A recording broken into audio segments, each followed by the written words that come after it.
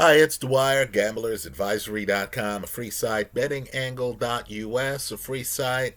It's October 11th, 2025. Remember, the opinion you should follow should be your own. Just consider this video to be a second opinion from a complete stranger online.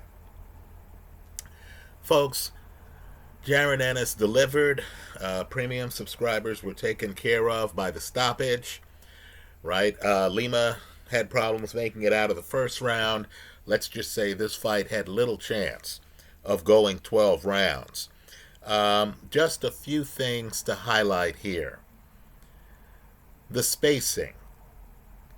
Ennis has the legs to be outside even at 154, right? We have to think about how well he moves in this new division because he's heavier than he was in the past. And folks, he moved well. Lima did not have a chance to hug Ennis, to clinch Ennis, to slow down the pace of the fight, because Ennis is moving so well, right? Let me say too that coupled with that movement, and this is one of the things that makes Ennis dangerous, is what I call ring coverage, right? Ennis is hard to find. He's outside.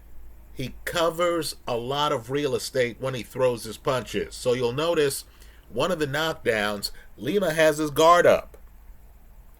Ennis is outside. It looks like Lima has the punch blocked. But when Ennis, who opens up out of a southpaw stance against a southpaw, right? When Ennis throws that right hook out of a southpaw stance, he's able to get it behind Lima's guard. Folks, it's devastating. Let me say too that Ennis is mixing up shots. In other words, he's throwing big hooks with his right. But with his left, he's actually throwing straight punches, right? So he's keeping Lima reeling, right? Lima can't grab him, can't figure out the punch angles. It's the first round. Ennis not only fights righty and can fight lefty, but he's two-handed out of both stances. So here, the punch that really does most of the damage is Ennis's right hand, which he's throwing out of a southpaw stance. Let me say, too, that he does switch stances during the round, right? He's actually righty for part of the round. But when the bullets really start going, he turns lefty. And again, it's against the southpaw. As they say on the telecast, it's Ennis's belief that southpaws don't want to fight other southpaws, right? And Ennis's feet really are his calling card. Now, let me make a few other points here, right? Ennis obviously accurate. This is a guy who knows what he's doing in the ring. On the telecast, they're talking to Sergio Mora, who, used to fight at 154. Now, keep in mind, Mora's an interesting guy because Mora at one point beat Vernon Forrest, a guy who, is up for Hall of Fame consideration, right? Just recognize that Sergio Mora actually was a tremendous fighter when he fought. And they asked him how he would do against Jaron Ennis, and he said, nah, it's okay. Even though Mora fought people like Shane Mosley and Vernon Forrest, Mora felt that he caught those guys on the back nine when they were older. And here is Ennis at 28 years old in his prime, looking tremendous. Now, let me say, you look at these fights, you look at the people in the ring, and there's some giveaways, right? You can tell what the expectations were here. You have one of the sport's best trainers. He happens to be Ennis's father. Boozy Ennis is in the ring, right? Now, Boozy, trains Stephen Fulton, trains Jack Catterall. What's interesting with Boozy here they are in Philly. Folks, the event's a home run. The crowd's going crazy. Ennis comes in. Ennis is able to assert himself in the first round, right? The Ennis KO is dramatic. Ennis is showing that spacing, the hand speed, the ring coverage. You understand why Ennis is one of the best in the sport pound for pound, right? You understand that. So here is Boozy looking at his son. And folks, Boozy is so low-key, you would have thought that he was in Marvin Hagler's corner. Right? This, let's just say, Jaron Ennis is so good that even with this performance, right? You know those fights where you see guys in the corner and they're cheering and they say, yes, we won this. And you could tell there was some apprehension. Folks, Boozy Ennis looks like he needs a cup of coffee. Right? Boozy looks like Hagler's cornerman. As I said here in an earlier video talking about Hagler, those guys would enter the ring with Marvin, and all of them, the entire entourage, looked like they were waiting for buses. Right? Clearly, Boozy Ennis wasn't surprised by the outcome. Clearly, his son's two-handed punching power was not unexpected. Right? It's obvious that you cannot fight Jaron Ennis on your front foot where you're trying to open up and land power shots. We saw him destroy Stanionis. That fight's interesting because Ennis does so going to Stanionis' body. Stanionis, pressure fighter, wanted to come forward. Here, he destroys Lima with shots up top. Right? The right hook to Lima's jaw dazes Lima multiple times. Right? So Ennis, understand, he's picking his point of attack. This is Philly. His father, Boxing Insider, isn't surprised. Right? I mean, his father literally is standing there afterwards, and while some other people in the ring are, ecstatic and stuff like that, his father looks like he just watched a sparring session. If you're looking for a canary in the coal mine, look at Boozy Ennis after the fight. Let me say, too, that Philly is the land of not just Joe Frazier, not just Bernard Hopkins, not just Jeff Chandler, right? Not just Willie the Worm Monroe, Bobby Boogaloo Watts, Benny Briscoe. If you know the Carlos Monzon story, you know that Benny Briscoe came the closest to stopping Carlos Monzon when Monzon was ruling the roost. But this is also the land of Matthew Saad Muhammad, Dwight Muhammad Cowie. So folks, I need for people to pull up, if they can, the post-fight interview, because it's interesting. Right? Jaron Ennis wants to call out people at 154. But this is Philly. Right? In other words, the fans are on third base. They know boxing. So, of course, Jaron Ennis starts by saying he wants to fight Virgil Ortiz. Right? Now, I think Ortiz is a hell of a fighter. I did think Ortiz lost to Boachuk. We can discuss that. In that fight, at a minimum, let's be upfront and admit that Ortiz got knocked down twice. Right? But it was interesting because while Boots was saying he's ready to fight Virgil Ortiz next, he didn't get a rise out of the crowd.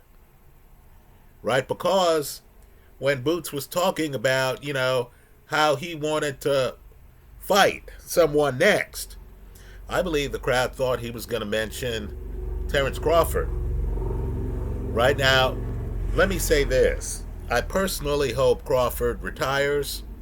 Nothing wrong with retiring unbeaten after picking up your third undisputed title, right? 3 different weight classes.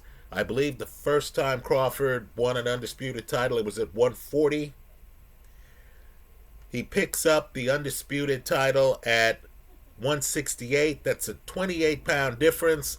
Let's say that, generations are going to have to try hard to match what Crawford's done.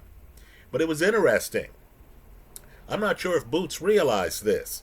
I'm telling you my opinion. You comment on it in the comment section. Boots was talking about Virgil Ortiz, and the crowd was a little bit let down because they feel they're watching the future here. Right? They thought he was going to call out Terence Crawford. Now, truth be told here, Crawford's 38, Boots is 28. Right? Boots' foot speed is vastly superior to Canelo's. Right? Crawford wouldn't be able to be on his back foot and be assured of the fact that he's out of range of Boots' shots. Right? I'll say this too. Canelo has wear on the tire. Canelo's well into his 30s. Right? That Canelo, Crawford fight, just realize neither guy was in their 20s. Neither guy's at their athletic peak, which Boots seems to be right now. So it was interesting. The crowd was polite while Boots was talking about Virgil Ortiz. You did get a rise out of the crowd when Ennis started talking about possibly fighting Jermell Charlo. That actually got a rise out of the crowd.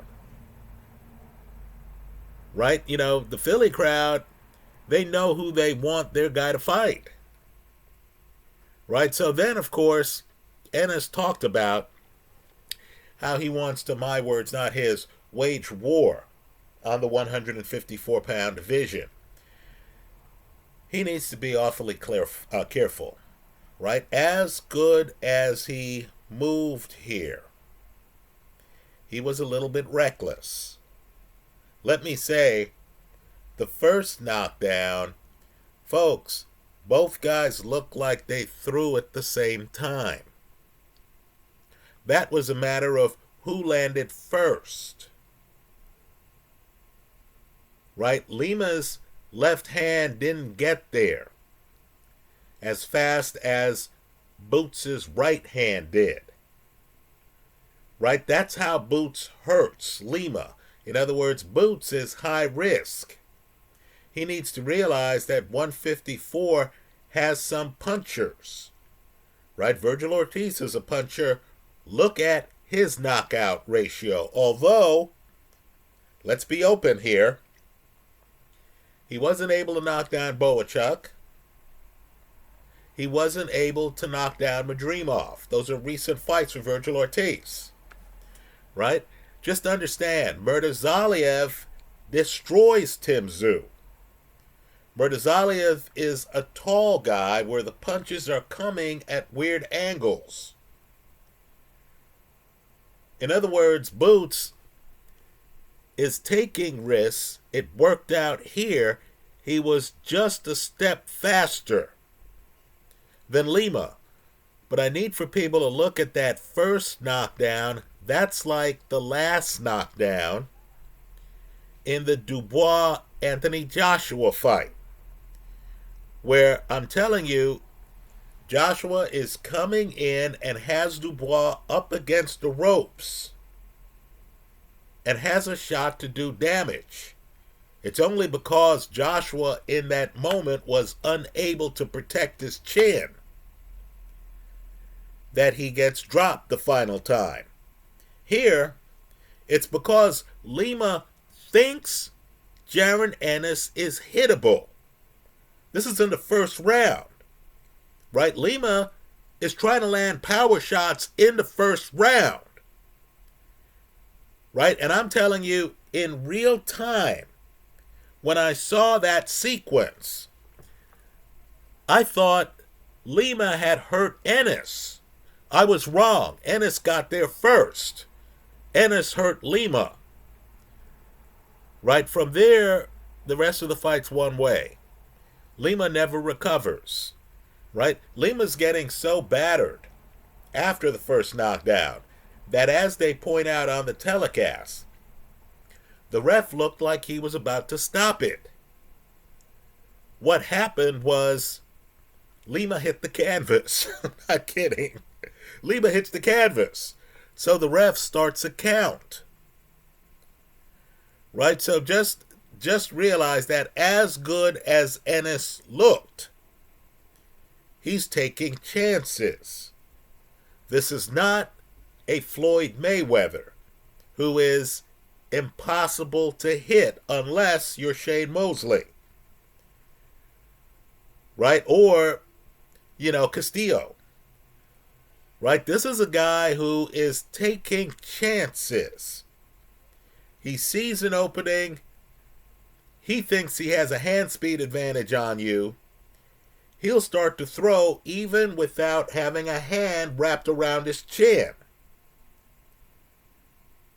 Right? So he's declaring war on 154. Folks, 154 has some punchers. Let me say this too. The Fundora-Keith Thurman fight has been put on ice because of an injury Fundora has suffered. Right? Keith Thurman, just depending on how things lay out. Right? Keith Thurman's a puncher. Right? Thurman's a guy who can go off cadence.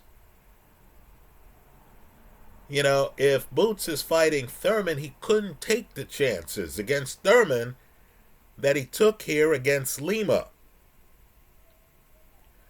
Let me add a wrinkle here too. You saw Boots, his athleticism's off the page. As I said, Lima has no shot, even though he's in bad shape, of clinching Boots. Right? Because Boots moves too well. This is kind of a J.O. Pataya type guy, right? He moves too well. He's throwing bombs, then he takes a step back, and you can't find him. You're reeling. You're trying to hold on to something. You got nothing to hold on to.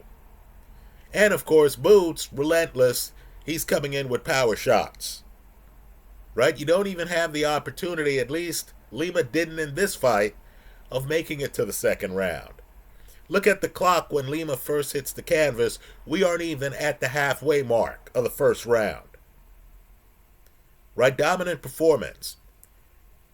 But folks, Xander Zayas, who is at 154, can match Boots in athleticism. Right? So as Boots here, there's a clear foot speed gap. Just understand there wouldn't be a foot speed gap if Boots fought Xander Zayas. So we had a situation within the last few years where a guy moved up to a weight class and there were 4 champions. Right? There were champions for each major belt. And the guy went through all 4. That's Canelo at 168. Right? He beats Rocky Fielding. He beats Callum Smith. He beats Billy Joe Saunders. He beats Caleb Plant. Right? Boots is telling you he's going to go through 154. I'm telling you 154 is one of the most loaded divisions in all of boxing. Right? I'm telling you 154 has it all. It has the great power jabber. That's who Virgil Ortiz is. It has the athlete who can match Boots in terms of foot speed, hand speed. That's Xander Zayas. It has the towering inferno. That's his nickname. Sebastian Fundora. And understand, Fundora is all action. All you have to do is look at Erickson Lubin's face after the two guys fought. He's barely recognizable. You have Lubin, who even today, Lubin's fighting Virgil Ortiz next. But understand, even today, Lubin is a master body puncher. Right? So he would be coming in if Boots goes looking for his body. Like Boots did against Stanionis, he would find an opponent who's willing to look for his body. And of course, you have Murtazaliev, who might just be the best in the division. Understand, Murtazaliev is so good that, like Lennox Lewis back in the day, he was the mandatory contender and kept cashing checks for step-aside money. In other words, this is the guy who didn't have to fight to get paid. Well, of course, he eventually gets the title shot, delivers, now has a share of the belt. So let's see how Boots does. Folks, the challenge is there. 154 is a tough division.